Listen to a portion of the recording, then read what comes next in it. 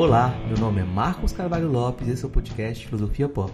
Esse é o nosso episódio número 128 e recebemos o escritor, filósofo e educador Daniel Munduruku para uma conversa sobre filosofia indígena, do bem viver, educação, literatura, política e muito mais. O Filosofia Pop é um podcast que aborda a filosofia como parte da cultura.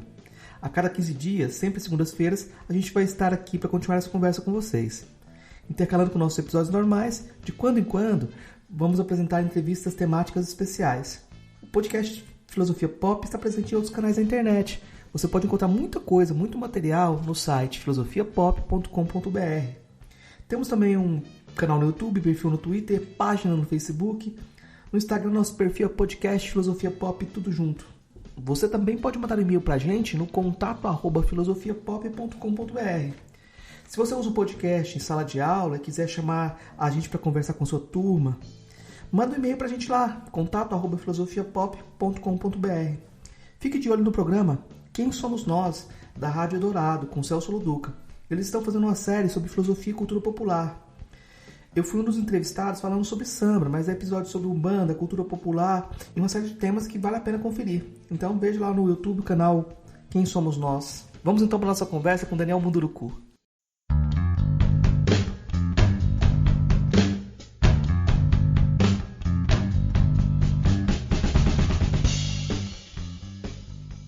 Hoje a gente conversa com o professor Daniel Munduruku. Ele é filósofo, escritor, autor de mais de 50 livros. É um dos escritores referência hoje para se pensar o Brasil, né? E a gente tem o prazer então de conversar com o Daniel Munduruku. E eu queria agradecer sua disponibilidade para esse diálogo, né? Vou começar perguntando sobre essa coisa que você tem em comum com o pessoal da filosofia, né? Essa formação em filosofia.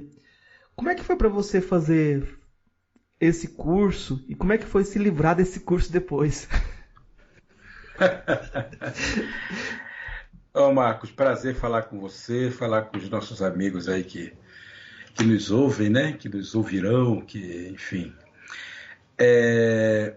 Bom, eu sou graduado em filosofia, trago comigo essa marca, né, de ser graduado em filosofia, mas digamos que eu entrei na filosofia por conta de um processo, de um objetivo inicial que eu tinha, porque eu fiz uma filosofia que era um curso seminarístico. Eu tive a oportunidade de ingressar no seminário salesiano para fazer meu ensino médio, à época, né, nos anos 80, e isso acabou me levando depois, né, na sequência, para o ensino superior, necessário para quem vai se tornar padre, que é o curso de filosofia, e por isso eu acabei ingressando, né, nesse curso, e foi uma experiência bem bacana. Aí eu terminei o curso de filosofia no seminário mesmo, e quando eu terminei, eu resolvi sair, deixei o seminário, já fazia 6 anos que eu estava lá, né, o ensino médio e os 3 anos de filosofia, e eu resolvi sair. Quando eu saí, eu fui para a sala de aula, porque era o que eu podia fazer com aquele diploma na mão. Aliás, um diploma que depois eu vim descobrir que não tinha utilidade, porque ele não era reconhecido pelo MEC. O meu curso, sendo um curso seminarístico, ele não tinha o reconhecimento, né, oficial do MEC, e por conta disso eu tive que fazer uma opção, fazer uma nova escolha, que foi sair do Amazonas, de Manaus, onde eu morava, e vir para São Paulo, onde eu poderia fazer o reconhecimento desse meu diploma. E foi justamente por conta disso que eu vim parar aqui na cidade de Lorena, né, a cidade que eu vivo até hoje, e que tinha, dos próprios salesianos, um curso que era reconhecido pelo MEC e que me daria a oportunidade, enfim, de ser reconhecido, né, digamos. E foi isso que eu fiz, né? Eu vim para cá, fiz o curso todo novamente, o curso de filosofia, todo assim, em parte, né? Era reconhecimento de diploma, então tinha já todo um caminho feito, e com isso eu fiz também as disciplinas complementares, né? E depois me formei em 1989, e isso acabou me jogando em sala de aula. né, para falar com jovens. Naquela época, a filosofia ainda era uma disciplina que era muito respeitada, né, e reconhecida. Quer dizer, estava no princípio disso, porque foi logo depois que a Constituição nova foi aprovada, tinha todo um outro processo político no Brasil, e um deles tinha a ver também com a formação de consciência política, né, que a filosofia sempre traz. E eu fui, de fato, para a sala de aula, comecei a dar aula para essa juventude, uma juventude que sempre foi minha paixão, meu xodó, né? E me agradava muito poder conversar, sobretudo com jovens de escola pública, né? Eu comecei a lecionar em São Paulo, na capital, e ia para as periferias fazer essas aulas em locais bem ermos, assim, bem distantes. E isso me agarrou demais na filosofia, eu me agarrei demais nela, ela se agarrou demais em mim, de modo que a gente foi construindo uma parceria, a filosofia e eu, até descobrir que eu podia, além de ser professor de filosofia, ser também um contador de histórias. E aí foi um passo seguinte para, digamos, inverter um pouco a situação de contador de história, de filosofia da Grécia antiga, dos mitos gregos. Eu passei a colocar os mitos indígenas brasileiros como parte do meu ensino de filosofia. E fui fazendo os links necessários e sempre presentes, né, entre as várias narrativas, né, narrativas que estão presentes no mundo inteiro.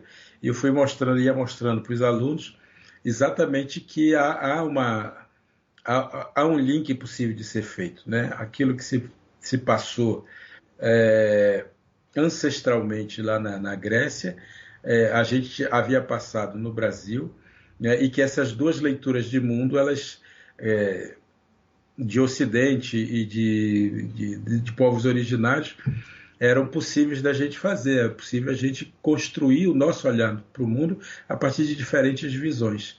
E eles ficavam assim super encantados, porque aí era alguém que pertencia a um povo originário, contando histórias desse povo e fazendo com que eles viajassem, entrassem comigo na narrativa.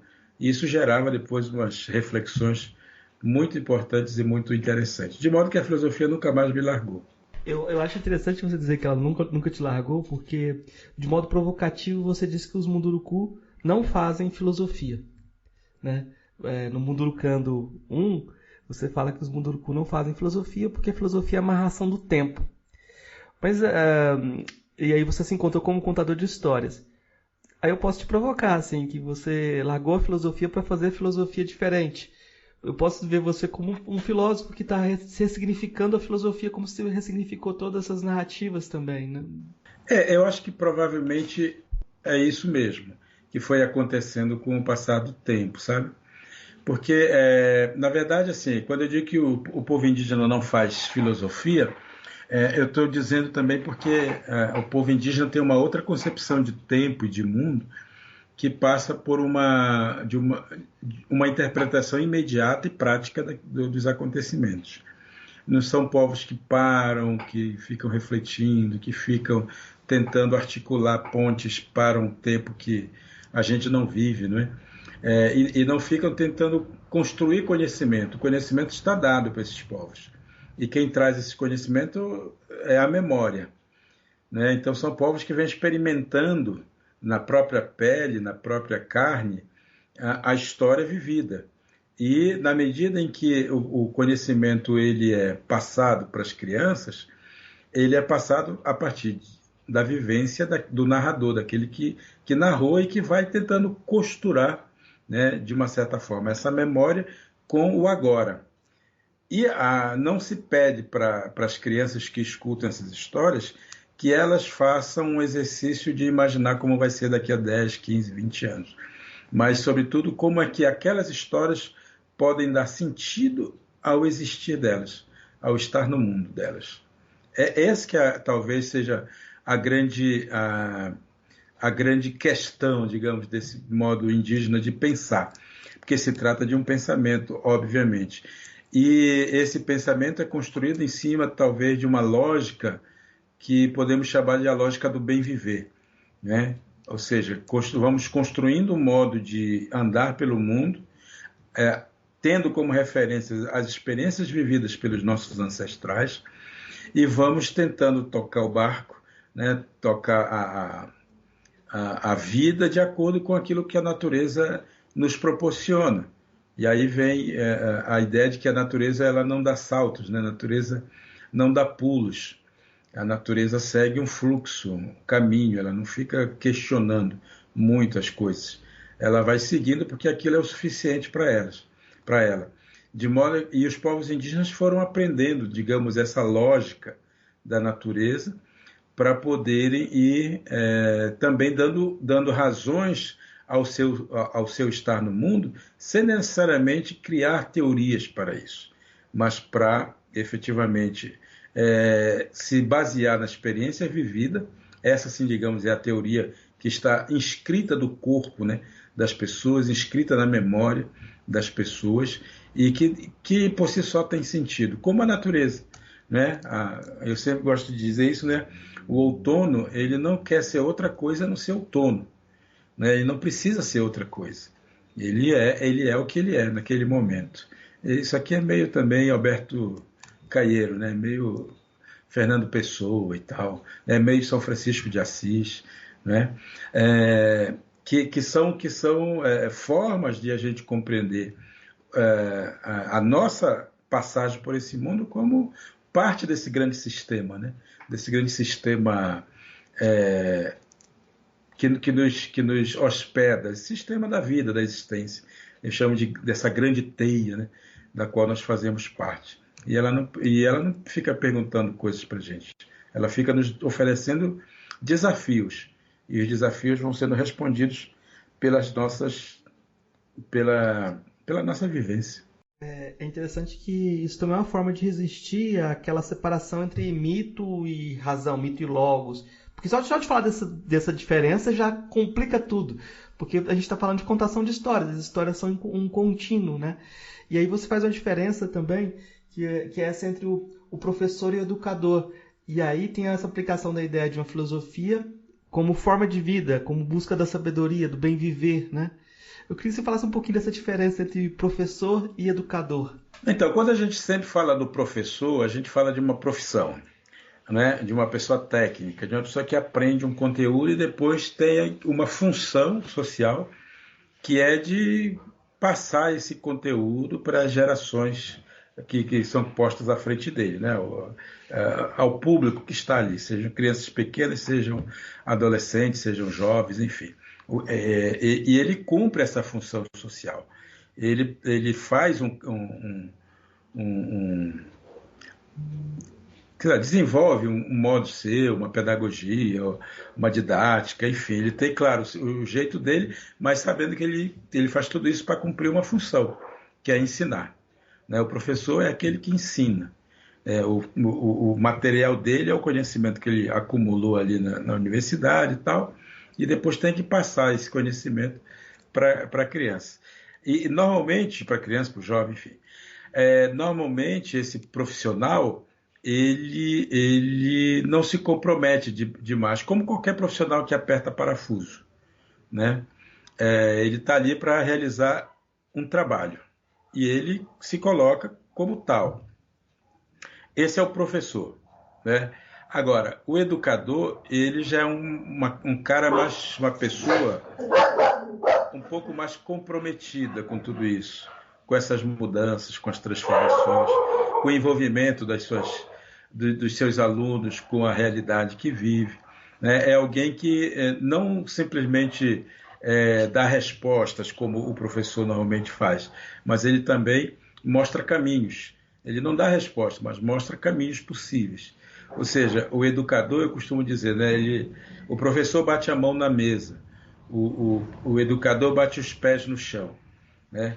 E quando eu digo isso, bate os pés no chão, é no sentido de se colocar em sintonia com tudo. O bater as mãos na mesa ali é uma analogia para autoridade, né? Eu sou dono do saber. Pronto. Outra coisa é o educador que bate o pé no chão, ou seja, chama todo mundo para junto com ele dançar a dança cósmica, a dança do universo, né? A dança que está aí, presente no mundo, para a gente com isso encontrar caminhos possíveis.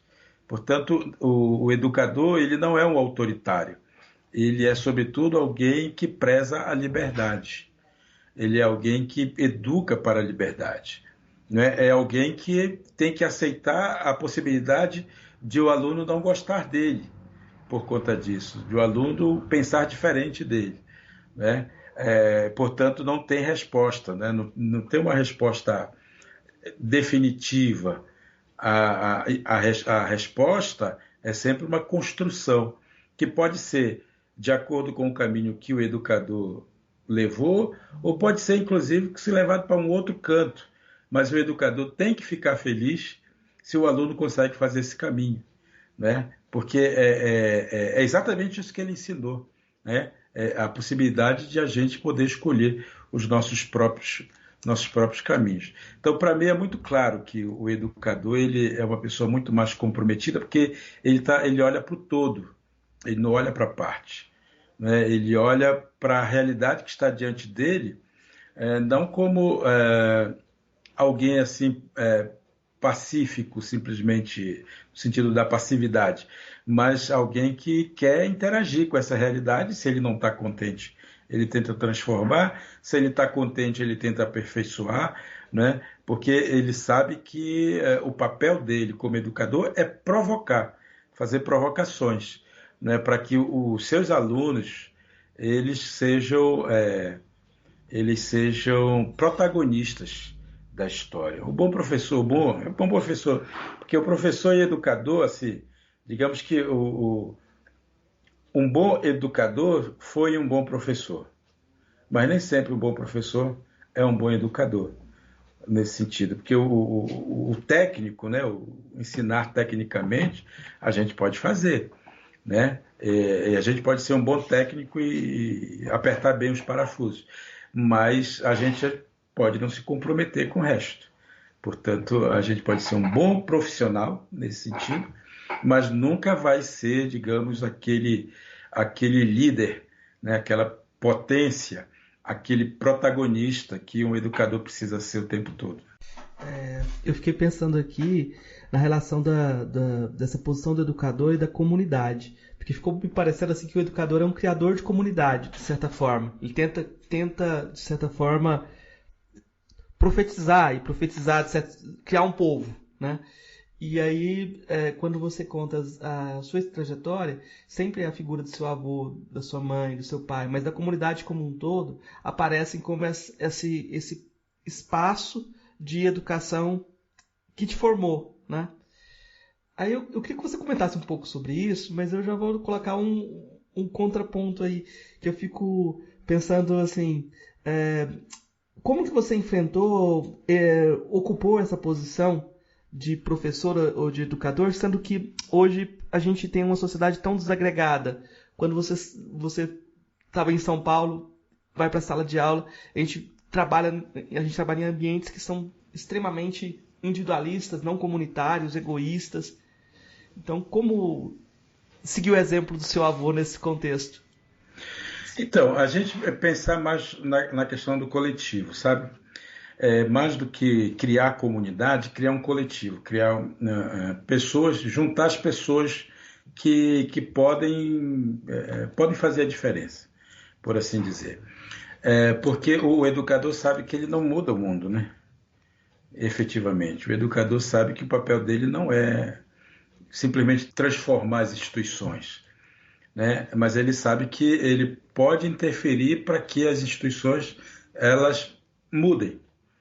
Elas mudam, elas podem mudar. E quem efetivamente pode mudar essas instituições é um jeito específico desse educador agir, né? Que a instituição vai olhar para ele ou a instituição vai brigar com ele. Quando a instituição briga com a gente, aí é que a gente tem a certeza de que a gente está no caminho certo, né? Porque nós estamos justamente nos colocando no contraponto. Porque a instituição ela sempre defende o status quo, né? Sempre vai, se é uma instituição de ensino, por exemplo, ensino particular, né, ela vai estar defendendo um sistema econômico e tal, que tem a ver com lucro. É uma empresa, não é isso? Quando você está no ensino, numa escola pública, do mesmo jeito funciona, né? A escola ela é um aparelho ideológico. Então, você também se colocando numa contraposição, tanto de uma e de outra, e percebe que há um incômodo da instituição, aí você percebe que, de fato, você tá atuando como educador, né? Você está fazendo a diferença. Porque se tiver tudo normal, tudo certinho, é porque está tudo na forma. Está tudo direitinho, está tudo bonito, está caminhando tudo perfeito. Então, ninguém está questionando nada. Não é isso? Então, e aí a gente...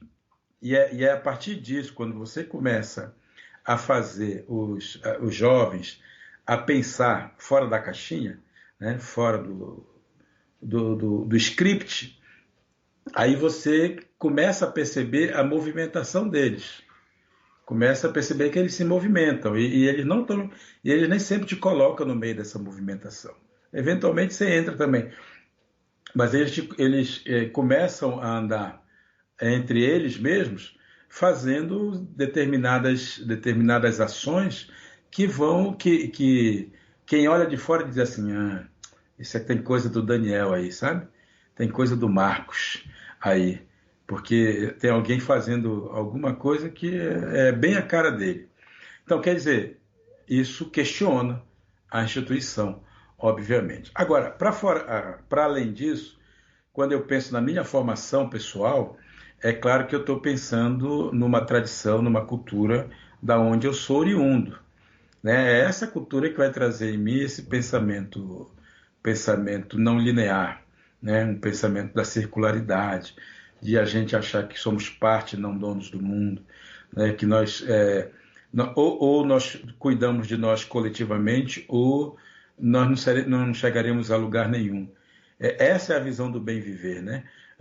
É uma sociedade onde a diferença social não existe, né? Onde não existe ricos e pobres, né? Não existe quem manda e quem obedece. Portanto, é uma sociedade do coletivo. Ou todo mundo se alimenta, ou todos nós vamos ficar com fome, né? Ou todos nós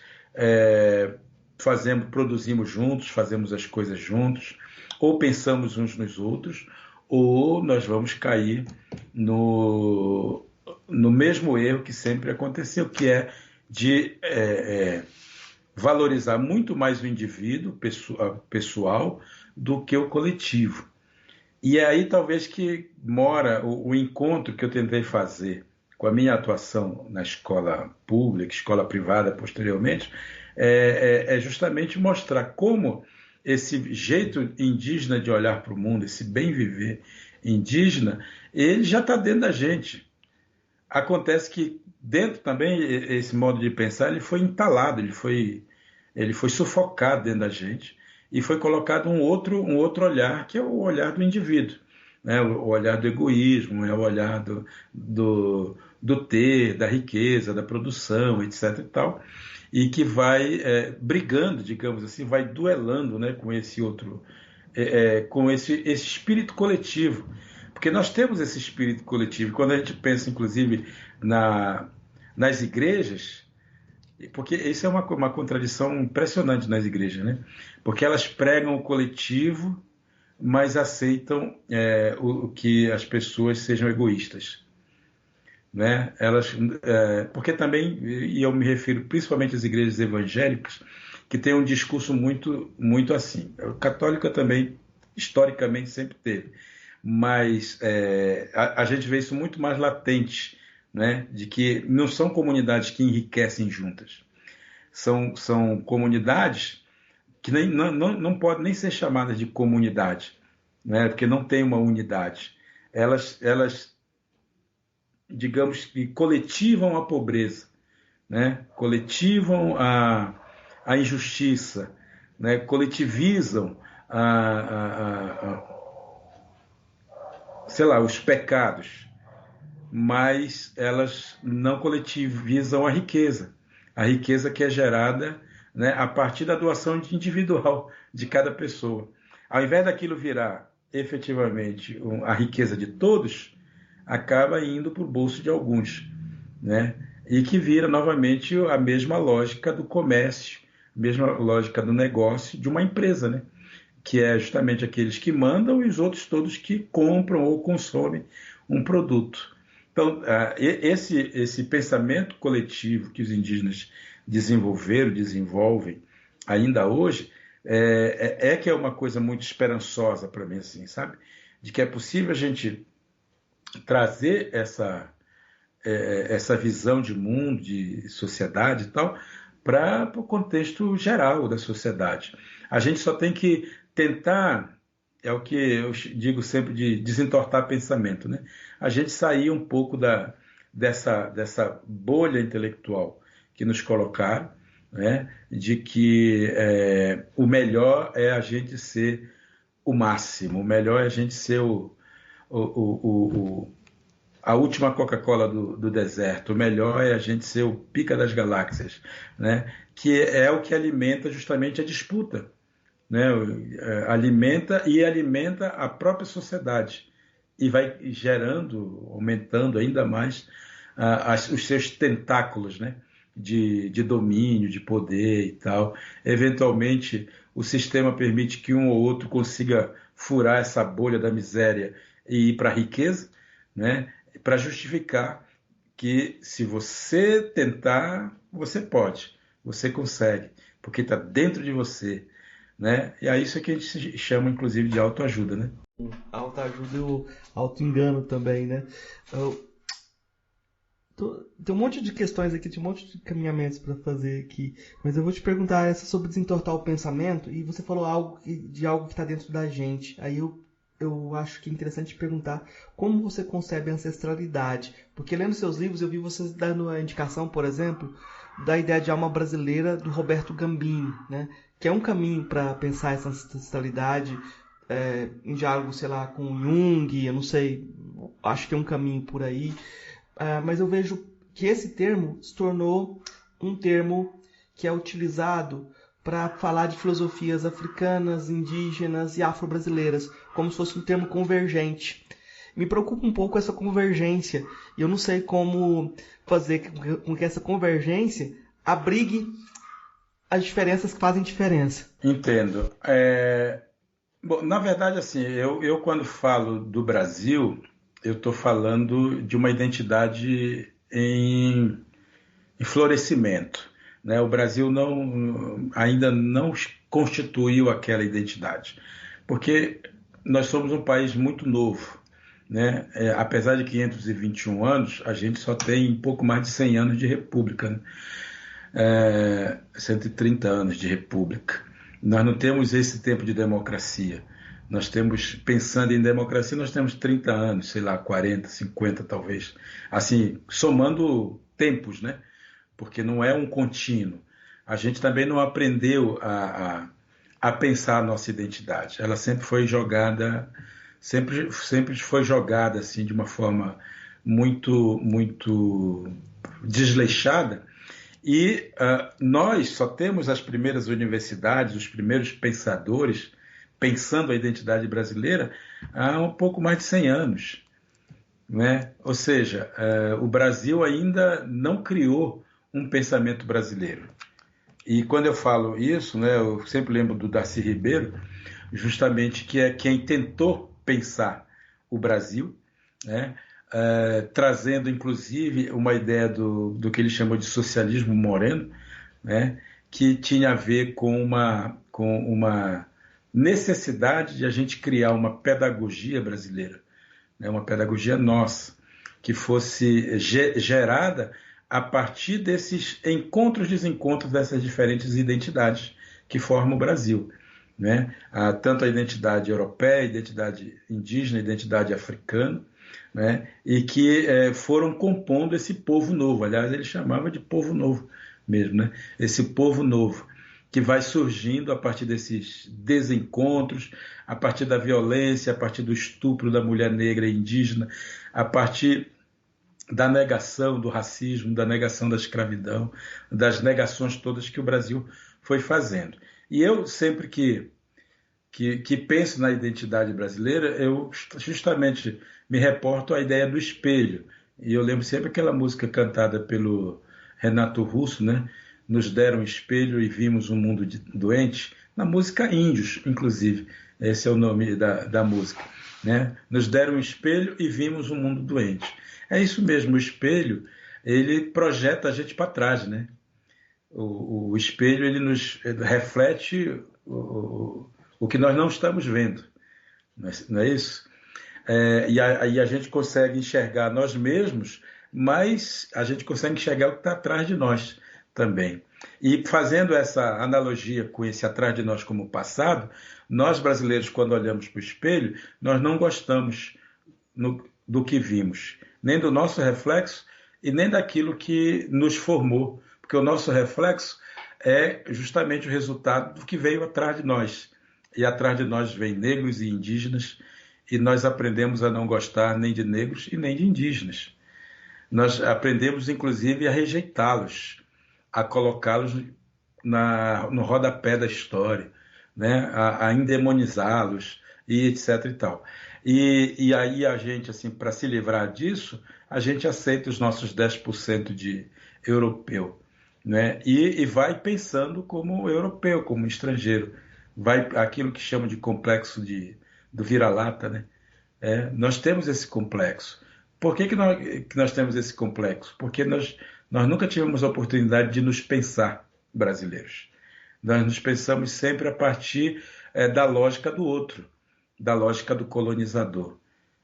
Hoje, em pleno século XXI, nós continuamos batendo continência para a bandeira dos outros, né? Não para a nossa própria bandeira. Mesmo quando a gente veste a bandeira para dizer que a gente é patriota, né? A gente, na verdade,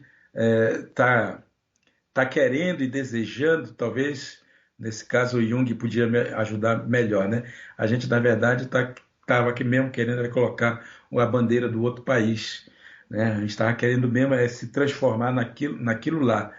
E a gente não se dá conta disso exatamente porque o nosso pensamento foi entorpecido ao longo da história. A gente foi levado a pensar desse jeito, não é? E por mais que a gente tente se libertar, a gente não consegue. Porque toda vez que a gente tenta fazer o movimento da libertação, a gente sofre um golpe. A gente sofre um golpe novo. E o Brasil, você sabe, ele foi se construindo em cima de golpes. Golpes em cima de golpes, a vida inteira. Não é? De modo que, quando a coisa parece que estava começando aí, alguém vem dar uma cortada. Foi assim nos anos 60, foi assim desde sempre, mas nos anos 60, ali 64, foi um golpe nesse sentido também. Né? Depois, quando a gente sai desse pesadelo, entra na democracia, começam a acontecer também as rasteiras, né, na própria democracia, de modo que hoje nós vivemos isso, inclusive com um novo perigo, né, que nos ronda aí, que é um novo golpe na democracia, uma nova rasteira na democracia. E isso faz com que a gente não consiga construir esse socialismo moreno, ou essa pedagogia, né? Eu lembro de um livro, não sei se você conheceu, Marcos, mas um livro que chamava A Crítica da Razão Tupiniquim. É um livro dos anos 80, se eu não estou enganado, mas um livro muito interessante. Roberto Gomes. Roberto Gomes, isso. Um livro muito interessante, eu gostei de ler esse livro, porque ele trazia um pouco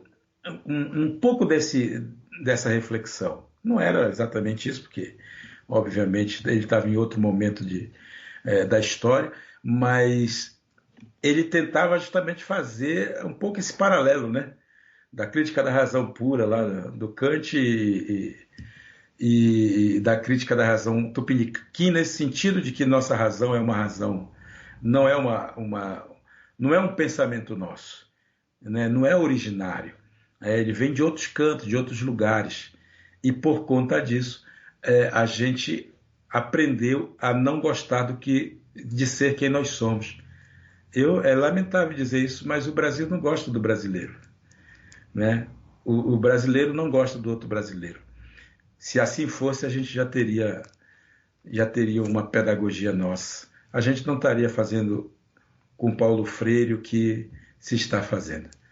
A gente teria honra, a gente teria dignidade, ainda que não concordasse, a gente pudesse ter um diálogo franco, honesto, com esses brasileiros que tentaram pensar o Brasil a partir das suas próprias origens, sabe?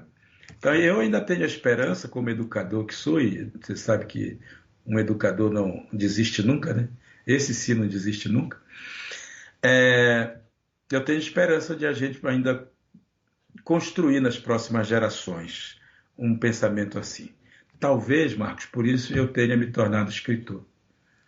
E escritor que optou escrever para crianças e para jovens, mais do que para adultos cabeçudos que não conseguem mais pensar com a própria cabeça. Falando isso, eu lembrei que o Roberto Gomes escreveu esse livro. Ele era professor de filosofia e depois nunca mais escreveu filosofia. Foi escrever romance, né? Tipo, o Radu Anassar também deu essa volta da filosofia. Caetano Veloso. É como se a gente tivesse que ir para outras formas de literatura, de música, para pensar o Brasil. E isso não vejo problema nenhum, levando em conta essa tradição que a gente precisa resgatar. Mas uma coisa que eu acho muito importante na sua posição é essa tentativa de pensar o Brasil.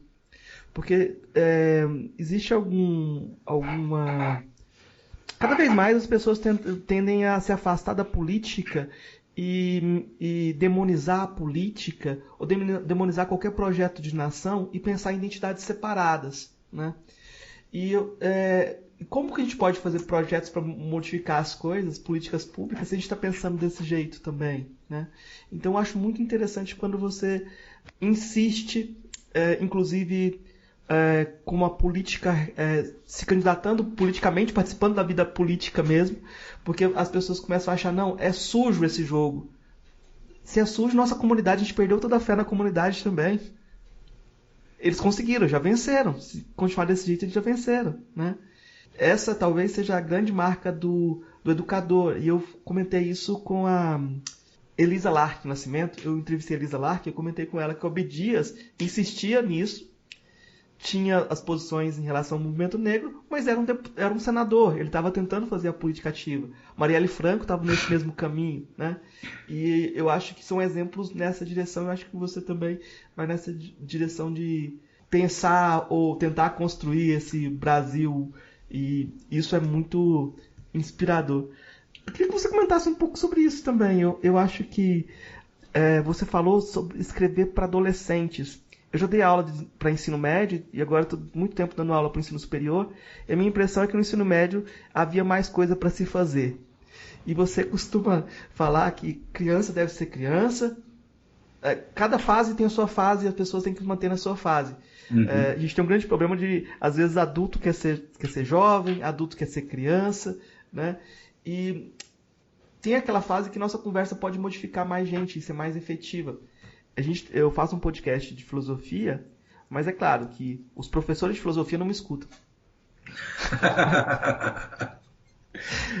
Quem me escuta são jovens que estão começando, e aí faz muito mais sentido. Faz muito mais sentido. E aí eu vejo um grande problema, assim, não é um grande problema, eu vejo só um sintoma disso, quando toda a literatura indígena é colocada como infanto-juvenil. E não fizeram trabalho de pensamento. Parece que não fizeram. Os adultos não estão lá fazendo o trabalho de pensamento deles também. Como é que você vê essa tensão? Então, primeira coisa, né?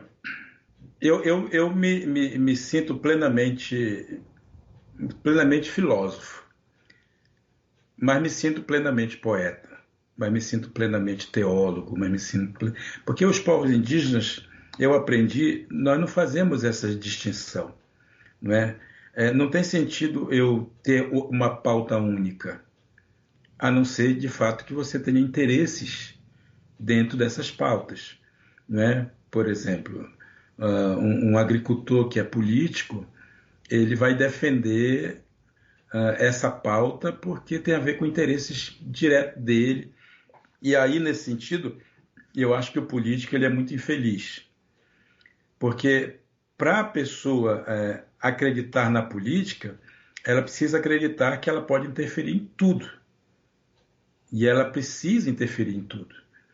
Então não tem jeito de eu me virar um político defendendo, sei lá, a pauta gay. Um exemplo, né? A pauta gay ou a pauta indígena que seja, né? Porque senão eu estaria agindo contra a minha própria ideia de coletivo, né? E de política como sendo uma reflexão sobre o todo e não sobre partes. Né? É claro que a gente fala dos partidos, né, políticos, até para, às vezes, afiançar a ideia de uma sociedade que é quadrada, de uma sociedade que se organiza em forma de caixinhas, e de modo que o pensamento da gente também é um pensamento quadrado. E isso acaba fazendo com que as pessoas de fora elas olhem e vejam isso na gente, ou nas pessoas que atuam na política. Aí é mais fácil a gente dizer assim, o político é ladrão, na política só tem ladrão, mas na igreja não. Na igreja não, mesmo que esteja sendo roubado de cara limpa lá, não é? Ou na escola só tem maconheiro, na faculdade falei, né? Na universidade só tem maconheiro, né? Mas na esquina de casa não. Ou quando eu fumo aperto o meu fumo ali em casa, não. É outra coisa, né? Eu não crio problemas e tudo mais. Então esse tipo de pensamento ele foi induzindo a gente a fazer, a criar uma sociedade, a pensar uma sociedade dividida mesmo, né? Em castas, em classes e, é claro, em ricos e pobres. Então, o rico pode quase tudo. O pobre também pode quase tudo, só que ele não tem condições para tudo. Então, ele vai entrar num outro buraco, né? Que às vezes é do crime, da violência e tudo mais. Né? O rico é violento, também entra nesses buracos todos, mas ele recebe a aura de que ele pode porque ele mereceu, né? Ele está ali por mérito próprio. Essas bobagens todas que normalmente se fala. E eu estou dizendo justamente porque quando eu penso a política, quando eu penso na minha participação política, eu não estou me desprendendo do escritor. Eu não estou me desprendendo do ser humano que eu aprendi a ser. Se eu fizer isso, certamente os meus ancestrais eles vão vir puxar minha orelha. Os meus avós que já faleceram, eles vão vir me lembrar em sonhos, né, o caminho que eu fiz. Então, para eu ser coerente com aquilo que eu penso, com aquilo que eu construí a minha vida, eu preciso não esquecer de onde eu venho. E não achar que eu estou aqui por mérito meu. O mérito não é meu. Né? Eu estou aqui como fruto de uma luta que vem sendo combatida há muito tempo, há muitos séculos. Não é? E se eu tenho a oportunidade de viver esse momento, eu não posso desprezar a luta desses avós, desses meus guerreiros antigos. Ao contrário, eu tenho que ser tão guerreiro quanto eles, pensando que meus netos vão ter orgulho, né, quando eles olharem para trás e virem que o avô deles também se colocou, se posicionou, teve uma postura. Então, se há um futuro possível na minha cabeça, é justamente tentar dar possibilidade para que as gerações que virem depois de mim, elas possam se orgulhar. Elas possam dizer assim, esse foi um brasileiro legal. Como eu gosto de dizer, por exemplo, do Vilas Boas, do Orlando Vilas Boas. Teve um monte de pecado? Certamente. Né? Cometeu um monte de bobagem na vida? Certamente. Mas não é isso que me importa na trajetória dele. Né? Eu posso dizer, esse camarada foi gente boa. Eu falo a mesma coisa do Marechal Rondon. Esse foi um brasileiro lascado. Cometeu um monte de atrocidades? Provavelmente. Né? Mas o legado que deixou é muito mais impressionante do que aquilo que eu não sei sobre da vida particular dele, pessoal, né? Das trapalhadas que eventualmente pode ter feito. Não sei, e nem quero saber também. Né? Quando eu penso em Darcy Ribeiro, novamente, né, falo do Darcy, que eu sou muito fã dele, é um brasileiro que me orgulha.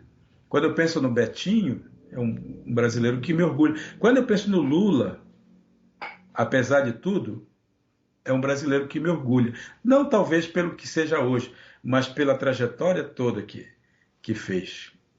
Tem que me orgulhar. E eu tenho que aplaudir. Isso não significa dizer que eu sou absolutamente favorável à atuação política. Não preciso.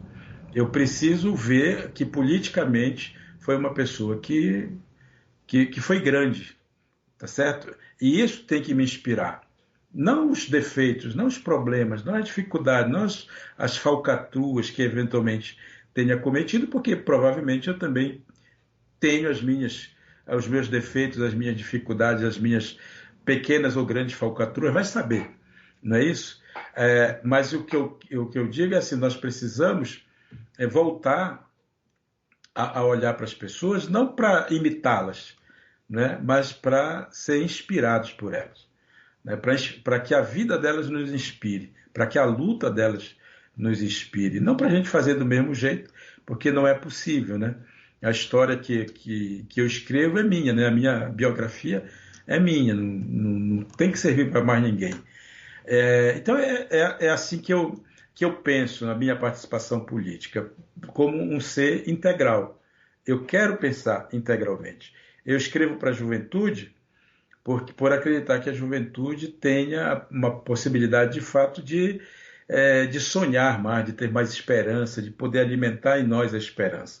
O adulto, por si só, ele já é meio desesperançado, né? Porque, infelizmente, muitos deles olham para trás e descobrem que não fizeram nada, que só correram. Aí eu lembro mais uma vez, eu lembro do Raul Seixas, né?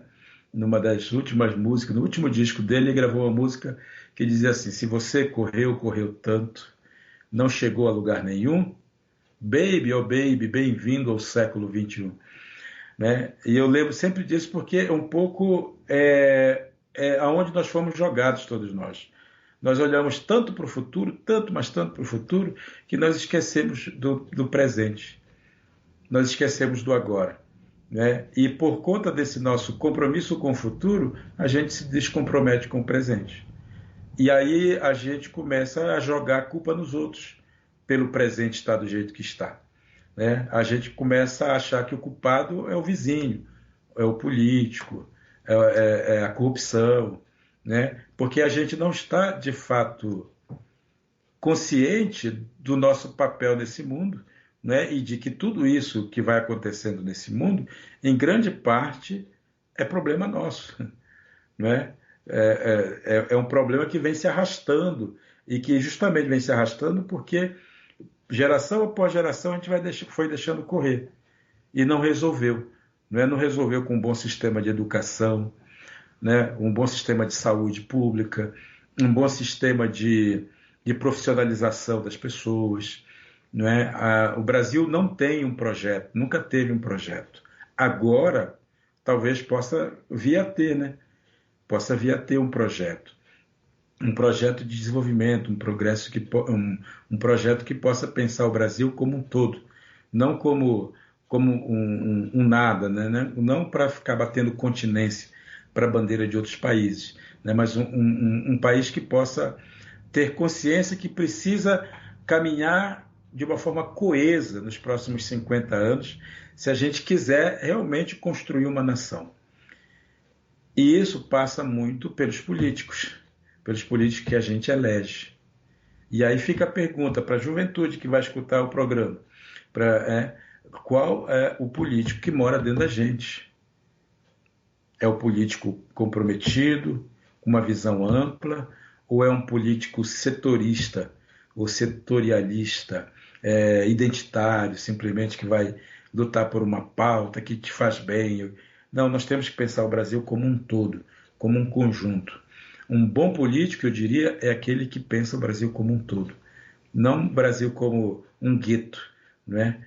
Não sei se isso vai dar certo nas próximas eleições, mas eu gostaria muito que a juventude, que eu acho que é quem pode decidir as eleições, né, sempre, pudesse ter essa consciência, essa clareza, e quem dera os nossos colegas professores de filosofia também tivessem essa clareza, pudessem escutar isso e pudessem descobrir qual o seu papel na construção dessa sociedade nova.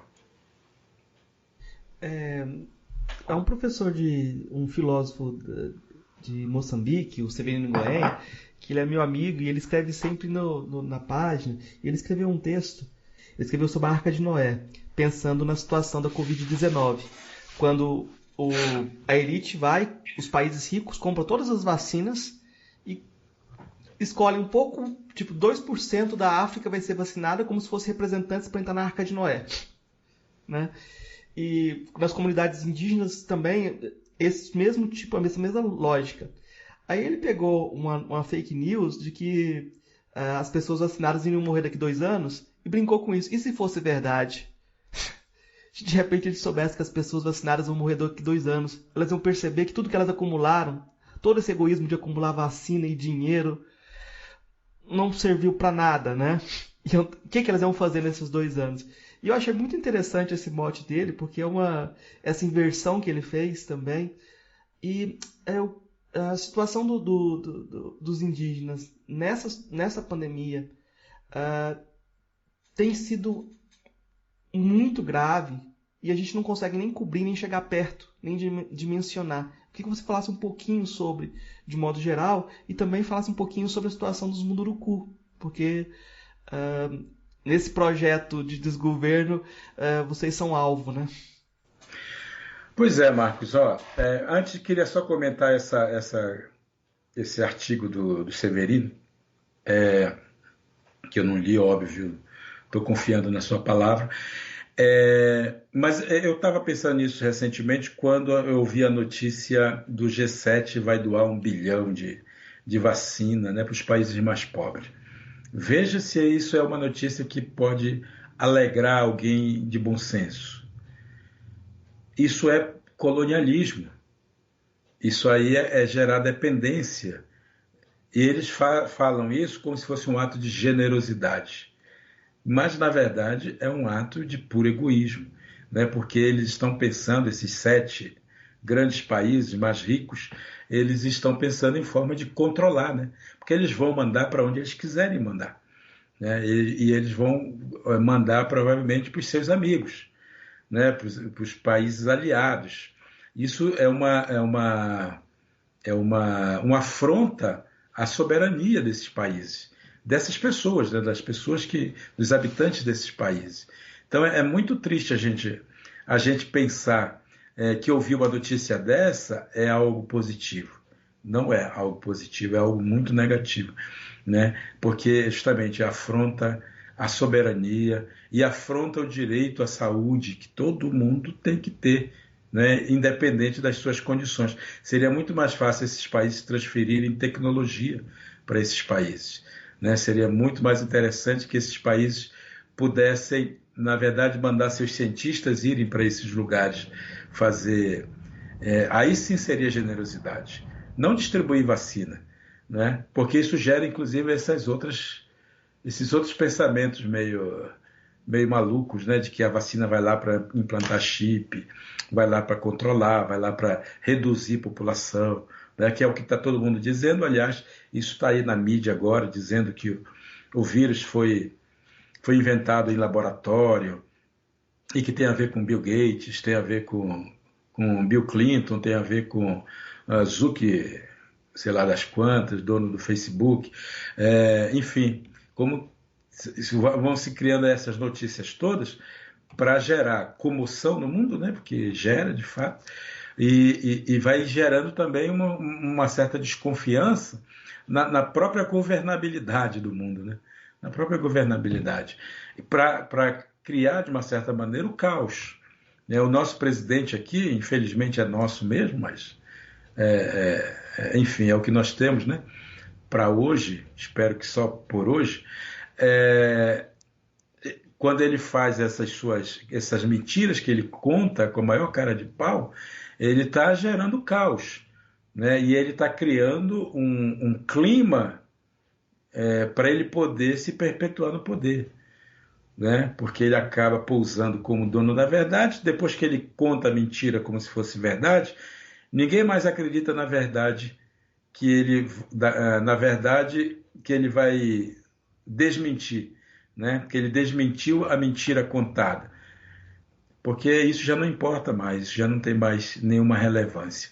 Então, infelizmente, é algo que a gente precisa pensar bastante. Com relação aos povos indígenas, Marcos, você sabe, o Brasil tem uma população estimada em 1 milhão de indígenas. Esse 1 milhão está dividido em 305 povos que ainda existem no Brasil e são faladas 274 línguas. Esses grupos indígenas, esses 305 povos, eles estão em diferente situação de contato com a sociedade nacional. Tem povo que tem 500 anos de contato, como os povos do Nordeste, sobretudo. Tem povo que tem 400, 300, 200, 100, 50, 10, 20. Tem povo que não tem contato sequer com a sociedade brasileira. Muito difícil fazer uma política pública para todas essas diferenças de contato, porque as demandas e as necessidades são diferentes. Um povo que tem 500 anos de contato já tem anticorpos, já tem uma imunidade, digamos, diferente de quem tem 50 anos, ou 20 anos, ou 10 anos, ou daqueles que não têm contato nenhum. É bom que se saiba que cabe ao Estado brasileiro a proteção à vida dos povos indígenas. Por que cabe ao Estado brasileiro? Porque os indígenas são brasileiros, mas são brasileiros diferenciados. São brasileiros que têm culturas diferentes da cultura nacional. Mesmo aqueles que têm contato há 500 anos, eles têm uma salvaguarda do direito de manter a sua tradição e a sua cultura. Portanto, são tão indígenas quanto são indígenas aqueles que não têm contato nenhum com a sociedade. Só que a demanda deles é diferente daqueles que estão isolados lá no meio da floresta, né? Então isso precisa ficar muito claro para as pessoas, para entender que não há possibilidade de se constituir uma política pública única para todos esses povos, nem de vacina, nem de tratamento de saúde, nem de escolarização, nem, enfim, de nada, nem de acesso às universidades. São políticas que têm que ser conversadas o tempo todo, em caso a caso. E isso não é um privilégio, como alguém pode pensar, os indígenas têm privilégios dentro do Brasil. Não tem. Os indígenas têm garantido na Constituição Nacional o direito de permanecerem indígenas. Isso foi um direito conquistado após muitas dezenas de anos de luta, talvez centenas de anos de luta, né, em que os indígenas conquistaram o direito de serem brasileiros, tendo nascido dentro de um povo específico. Esse é o retrato do que são os indígenas. Portanto, não é só um privilégio. Ninguém tem privilégio por ter nascido indígena, não é? Nós temos o privilégio de pertencer a um povo indígena. E esse povo indígena nos oferece condições para a gente ser humano de uma forma diferenciada. Isso é fato. Agora, cabe ao Estado brasileiro, portanto, o cuidado com a vida desses povos. E o cuidado passa pela demarcação de terra, que é um direito garantido, constitucional, o direito por uma educação diferenciada, o direito pela saúde também diferenciada, né? E daí nascem todos os outros direitos, né? O direito de ter uma casa para morar, o direito de ter água encanada naqueles que vivem, uma rede de esgoto naqueles que moram em contexto urbano, né? O direito de terem o acesso à escola, uma escola boa, de qualidade, né? Dependendo do lugar onde vive, pode ser a escola do município, da sede do município, ou pode ser a escola da floresta, né? Tem que ter o direito, e cabe ao Estado brasileiro, não ao governo brasileiro X ou Y, mas ao Estado brasileiro, que a Constituição é de Estado, né? cabe ao Estado brasileiro oferecer condições para que esses povos tenham o mínimo de condições de viver a sua vida do jeito que quiserem, porque são povos, são autônomos, não são dependentes, assim, como eu diria, dependentes completos, totais dessas sociedades. Também existe uma independência deles, uma autonomia que é dada pelo fato de serem, de terem uma organização social, uma organização política diferenciada da organização social e política do Brasil. Tá certo? Então o Estado tem que ter isso, tem que dar garantias de sobrevivência para esses povos. Quando o Estado não faz isso, ele se omite, e quando ele se omite, ele comete um crime, né? Que é um crime de genocídio, inclusive, porque nós estamos falando de povos diferentes, né? Nós não estamos falando de outros grupos humanos dentro do próprio sistema social brasileiro. Estamos pensando num povo que é independente, que tem uma autonomia diferenciada. Então, quando o governo se omite, ele comete o que nós chamamos de genocídio. Genocídio, você sabe, ele é a prática de assassinar pessoas ou povos, né? Que pode ser também chamado de etnocídio, quando é um povo, genocídio, quando é grupos humanos, né? Assim, sem ser um povo específico, sem ser um povo inteiro. Então, o governo comete esse tipo de prática genocida. Ele está deixando pessoas morrerem. Isso é genocídio. Infelizmente, isso tem acontecido de uma maneira muito clara, muito às luzes, né? Na cara da gente, assim, na luz do dia. E isso vale para os brasileiros como um todo e vale também para os brasileiros indígenas, que muitas vezes não têm esse... Porque não se trata apenas de vacinar, né? Não se trata apenas de ir lá dar uma vacina contra a Covid, mas se trata também de oferecer condições de vida, né, para que esses povos possam manter a sua cultura, a sua tradição, o seu jeito de ser. Com o povo Munduruku não tem sido diferente. Esse governo em especial, e aí sim a gente pode falar de governos, eu posso falar desse governo especificamente, posso falar do governo Temer, posso falar do governo Dilma, posso falar do governo Lula, Fernando Henrique, etc. Posso falar desses governos, que cada estado, quando elege um governo, ele elege também um projeto, né? Elege um projeto que esse representante ele tende a cumprir. Nesse caso, o atual presidente, e me perdoe eu não falar o nome da criatura, porque eu não falo palavrões assim em público, né? E acho que esse nome é realmente um palavrão pior de todos. Então o atual presidente ele vendeu esse projeto para o Brasil e os brasileiros aceitaram isso de uma maneira muito estranha, mas aceitaram e nós estamos vendo ele cumprir aquilo que tinha prometido. E o que ele tinha prometido? Não demarcar terra indígena.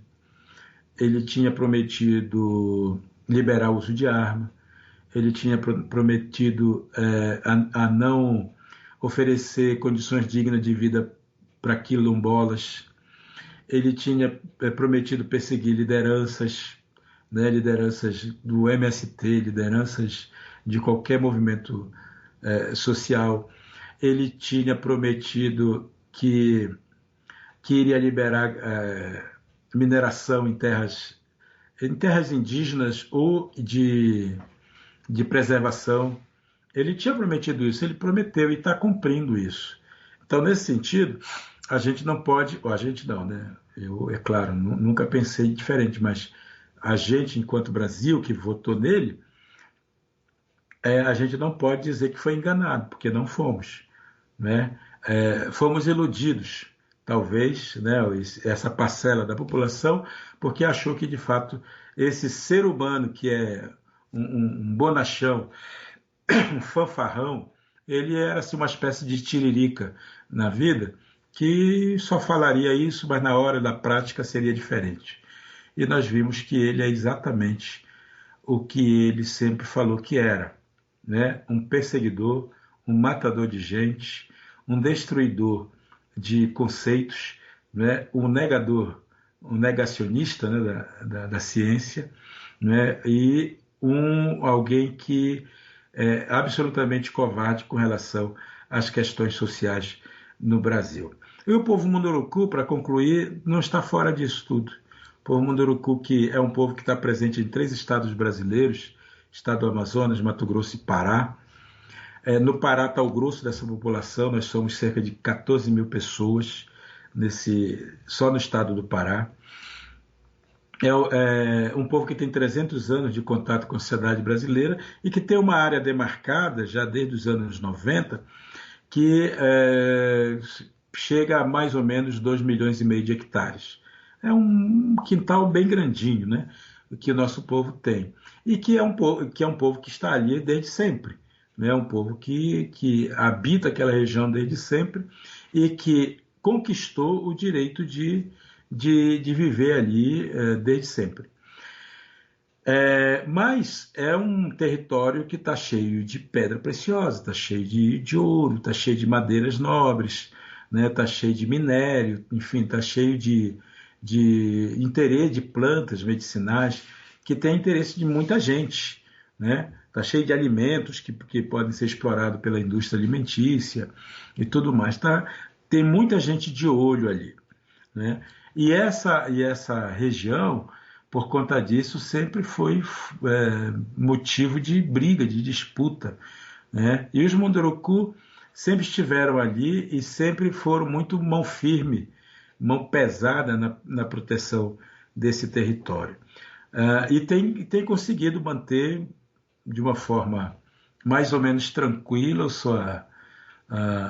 seu espaço, o seu lugar, até muito recentemente, né? Nos anos 90 ainda teve um grande atrito lá, que era também desintrusão, né? Como se chama quando o intruso entra num ambiente que não é seu, a gente tem que desintrusar. E desintrusar é tirar o intruso. E nesse caso, as terras indígenas, a Munduruku, eram invadidas por garimpeiros, sempre foram. E o povo se juntou e fez todo um trabalho de denúncia, e a Polícia Federal foi lá desintrusar. Esse foi o último fato relevante assim que foi trazido com a questão do Munduruku. A não ser, muito recentemente, quando o atual governo libera a compra de armas, arma, portanto, a população não indígena, porque precisa ter dinheiro para armar alguém, né? Arma essa população, e essa população comandada aí pelos grandes empresários e tudo mais, eles são levados a invadir o território Munduruku atrás de ouro, sobretudo de ouro, né? Nesse caso. E esses garimpos ilegais, eles foram sendo... eles invadiam a terra, as pessoas tinham notícias, mas não sabiam muito bem como lidar com isso, faziam denúncias, mas a Polícia Federal também não tomava muito pé da coisa, até que muito mais recentemente aconteceu essa invasão mais efetiva dentro do território, perseguição de liderança, né? Motivado inclusive por conta do Covid. A ideia de passar a boiada tinha a ver com tudo isso, né? Tinha a ver com a legalização da exploração madeireira, a exploração mineradora, né? Enfim, a possibilidade de, enquanto todo mundo estava preocupado com a Covid, das pessoas invadirem os territórios indígenas e tudo mais, e isso isso aconteceu, né? De fato, isso acabou acontecendo, e hoje o povo Munduruku, pelo menos uma parte do povo Munduruku, está em Brasília, né? Inclusive para lutar contra uma PL, um projeto de lei, né, que tem o objetivo de aprovar a exploração mineral em terra indígena, entre outras coisas. E outro assunto que vai estar em pauta é o tal do marco regulatório, que é uma outra pauta Por isso que eu falava de pautas, né? Pautas de interesse, que é uma pauta de interesse do agronegócio, né? Que é para não demarcar terra indígena mais, ou para demarcar somente algumas terras, pequenos territórios, e abrir a maioria do território para o agronegócio, principalmente, né? Para exploração mineral, exploração de madeira, enfim, tudo isso, todas essas loucuras possíveis e imagináveis. E o povo Munduruku está nessa luta. É claro que há Munduruku também que são favoráveis à exploração mineral. Isso é mais ou menos normal acontecer, já acontecia antes, vai acontecer agora, porque também tem os interesses que estão por trás disso. E concluo até dizendo assim para os nossos amigos que o povo indígena não é um povo santo, né? Não é um povo assim completamente sem pecado, sabe? Nós somos formados por pessoas. E onde tem gente, tem briga, tem disputa, tem confusão, tem ciúme, tem inveja, tem luta de poder, né? Onde tem gente, tem desconforto.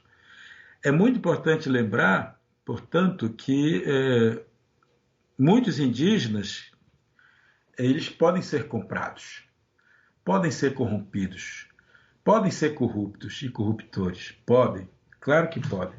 A ideia de entrar em contato, né, e como dizia e aí também o atual presidente, né, de colocar o indígena dentro da cidade, fazer uma integração dos indígenas na sociedade brasileira, não é porque ele gosta da sociedade brasileira ou dos indígenas, é porque ele sabe que a sociedade brasileira é uma sociedade corruptora.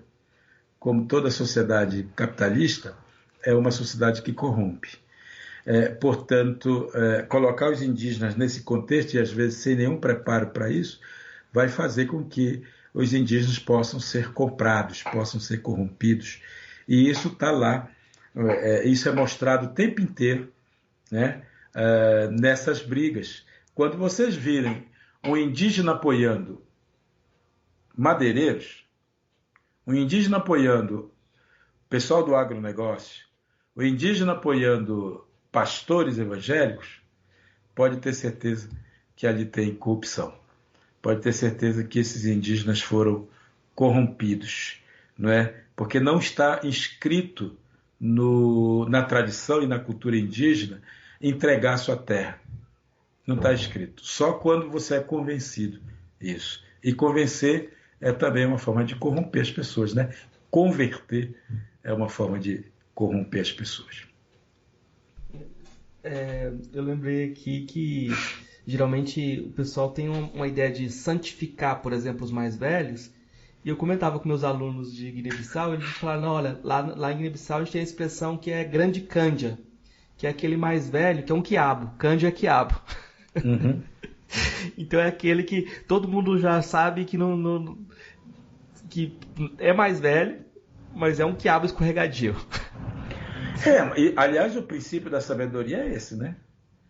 O princípio da sabedoria é escorregar. Ah, mas nesse caso ele é escorregadio porque ele não se amarra à comunidade. Nesse caso, escorregadio não é o elogio, não. Não é sabedoria. Não, nesse caso não. Exatamente. Geralmente tem a expressão homem grande, que é o que é respeitado pela comunidade. Agora o grande cândia é aquele que é o quiabão, né? Ele só escorrega. Ele talvez parece para posturas individualistas, né? Ele tá na dele e a comunidade não tem confiança dele, né? Sim. Eu acho isso interessante porque geralmente fala assim, todo mais velho já é um sábio. Em lugar nenhum é assim, não pode ser assim. Eu tenho 3 perguntinhas mais rápidas pra gente fechar nossa entrevista. Não são mais simples, mas aí você responde do jeito que você achar melhor. A primeira delas, são perguntas que a gente faz para todos os convidados. A primeira delas é, o que é filosofia? Eu acho que filosofia é um jeito de interpretar o mundo, né? E como a gente dá respostas também a essas indagações que o mundo nos faz. São as nossas inquietações. Buscar respostas para as nossas inquietações, que são inquietações humanas. Qual a filósofa ou filósofo que mais impressionou daqueles que você conheceu pessoalmente, levando em conta esse seu conceito de filosofia? O meu avô Apolinário foi o grande filósofo que eu acho que mais me influenciou, me influencia até hoje. Por causa, justamente, acho que Jesus Cristo foi um grande filósofo. Esse daí sabia. Você perguntou que eu conheci, né? Esse eu não conheci, mas eu posso dizer que ele foi um grande filósofo assim. Dizem que ele está vivo ainda por aí. Então pode ser que um dia eu encontre com ele ainda. Eu dei uma topada com ele. É, eu acho também uma pessoa assim grandiloquente nisso é o Kambegele Monanga. O Kambegele, que é um professor, né, da USP, um negro africano, mesmo que mora no Brasil há muito tempo e que me ensinou muita coisa bacana. O professor Severino, da USP também, um gigante, ele foi... Da filosofia da educação, Antônio Isso. Severino. Antônio Severino, isso mesmo. Antônio Severino. E para mim, ele é um pensador brilhante, assim. Escreveu, aliás, um livro bem bonito. A Marilena Chauí, acho também grandiloquente, assim como, né, uma pessoa que eu conheci pessoalmente e que eu vi algumas aulas dela e sempre me encantaram bastante.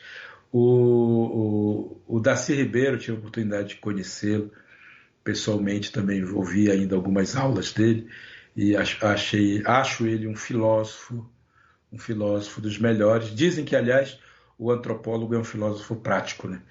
Que o filósofo normalmente ele é meio diletante assim, mas dizem que o antropólogo é um filósofo que resolveu levar a vida a sério.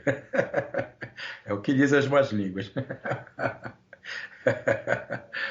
Não sei se isso é verdade, mas enfim, eu estou vendendo pelo mesmo preço que eu comprei. Numa palestra para antropólogos, essa piada funciona bem. É. Aí, qual a filósofa ou filósofo favorito de todos? Que você eu tô falando de todos assim. Primeiro perguntei se você conheceu pessoalmente, agora eu tô perguntando o filósofo que você é favorito. Então, repita aí o nome da como é que foi falar o nome dela e esqueci. Dessa filósofa brasileira nossa aqui, puxa, me fugiu agora. Marilena Chauí. Marilena Chauí. Mas gosto muito de Hannah Arendt também. Acho que é uma pensadora grandiosa, porque pensa lado político, né? Consegue fazer um pensamento político bastante universal, eu diria, mais ainda. Entre os filósofos assim que eu gosto, sempre gostei muito sempre do Nietzsche, né? Pelo jeito maluco dele. De pensar a vida, pensar a existência e tudo mais, né? E dar aqueles beliscões que sempre foi capaz de dar. No século XX, eu gostei de ler muito Sartre, né? O existencialismo sartreano, sempre gostei muito disso. A própria esposa dele, né? É a esposa mesmo. Como chama? Esqueci o nome dela. Simone de Beauvoir. Simone de Beauvoir, claro. Eu sou ruim para nomes, viu? Você já claro. Eu conheço bem eu conheço as ideias um pouco das pessoas, mas o nome delas me foge completamente. Aí por isso eu misturo com as minhas. Às vezes acho que sou eu que pensei aquilo, mas nem sempre. Mas aí se você mastigou bem, mastigou direitinho, vira você. Eu queria pedir indicações do que você quiser indicar de filme, livro, música, o que você quiser indicar para os nossos ouvintes. Ai, isso aí. Bom, livros, eu indico os meus todos para vocês. Se gostarem, quiserem ler, tem um livro que eu escrevi para a juventude, que é um livro que se chama O Caraíba. É uma história do pré-Brasil, é o subtítulo do livro. Tem um livro em que eu conto a minha experiência em escola como professor, que chama... como é que chama? Bacana. Contos Indígenas de Ensinamento, né? Da editora Ática. Também, assim, eu gosto muito dos livros do... fugiu, não? Não, deixa eu...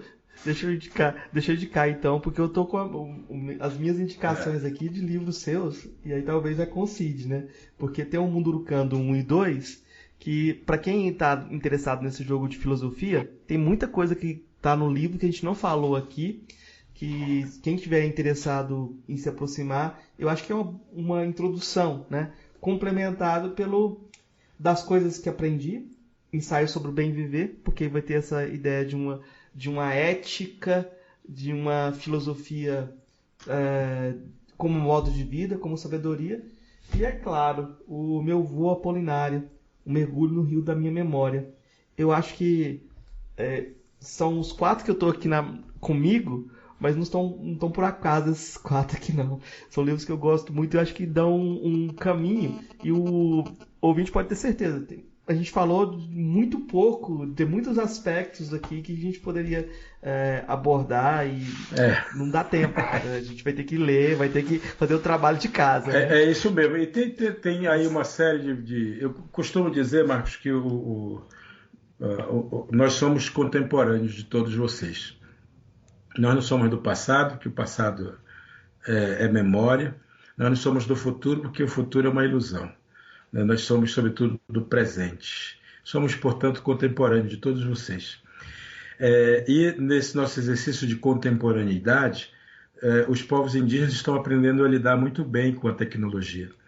Então, eu sugiro aí para os nossos amigos que procurem conhecer a literatura indígena, né? Que, se eu sou um dos representantes dessa literatura, há outros tantos autores, somos mais de 60 autores indígenas.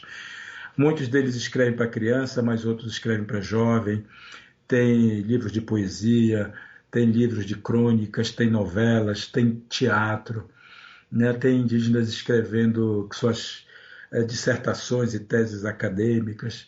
Então, enfim, tem toda uma literatura que pode ser lida para conhecer melhor os povos indígenas. Mas também tem a turma da música, né? Tem uma galera indígena que está dominando muito bem a linguagem musical e usando expressões como hip hop para poder se comunicar, para poder denunciar, para poder mandar mensagens para as pessoas.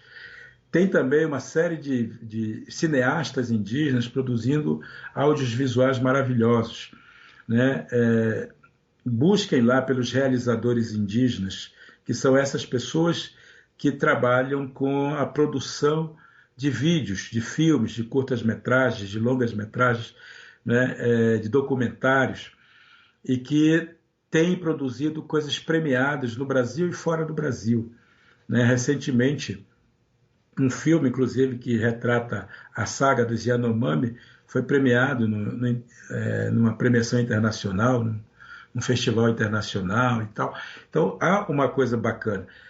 Tem a galera da arte, né, que está produzindo, está com uma produção artística muito maravilhosa, né, nas artes plásticas, na arquitetura, na escultura, né? Enfim, tem nas curadorias de arte, né? Tem indígenas fazendo curadoria na Pinacoteca, no MASP, né? No Museu de Arte e Imagem. Enfim, tem uma galera que está aí atuando, uma galera indígena, né? Que pertence a povos diferentes e que é importante a gente conhecer. Como eu disse, nós somos contemporâneos, ou seja, embora invisibilizados, nós estamos atuando dentro dessa sociedade, trazendo o que há de melhor em nós, tá bom? Então, fiquem bem, obrigado pela oportunidade de conversar com você, Marcos, com esse tema para mim, tão bom, que é o tema da filosofia, né? E que tem muito a ver com a minha atuação, com a minha esperança, né? Com o meu projeto, um projeto, inclusive, de me tornar, quem sabe, deputado federal aqui pelo estado de São Paulo, né, um desejo meu de poder contribuir, né, levar uma discussão nacional, política nacional, essa minha experiência, esse meu desejo, essa minha esperança de ajudar o Brasil a pensar o Brasil. Tá ótimo, professor. Muito obrigado.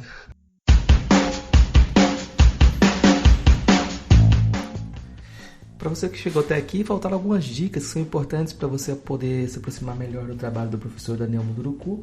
Uma das dicas interessantes é você seguir o Instituto UK. UKA. Você tem o blog institutouk.blogspot.com. Você encontra também no Facebook. E o Daniel Munduruku também tem um canal no YouTube. Além disso, você pode encontrar a livraria Maracá, que é especializada em textos de autores indígenas, que é uma boa dica para você se aproximar desse tema. Mais uma indicação que a gente falou de passagem dentro da nossa conversa, que é um autor que, de certa forma, ajuda você a se aproximar do pensamento do professor Daniel Munduruku, é o professor Roberto Gambini, né? O professor Roberto Gambini tem textos sobre a alma brasileira, você pode encontrar também vídeos no YouTube dele falando sobre esse tema, e ele trabalha muito com a perspectiva junguiana, que a gente comentou durante o episódio. Eu queria agradecer muito as pessoas que mandaram força e solidarizaram com essa breve pausa que o podcast teve. Agora a gente volta com força total, continuando as gravações. E também com a nossa campanha de financiamento coletivo no Catarse. Para isso, assine o Catarse Filosofia Pop em catarse.me/filosofia_pop. A contribuição mínima que a gente pede lá é de R$5 mensais, mas se você não pode ajudar, dê aquela força compartilhando os episódios, espalhando essa mensagem para as pessoas próximas e do jeito que você puder. O importante é a gente continuar esse diálogo, né? Então é isso, até a próxima, pessoal. Muito obrigado.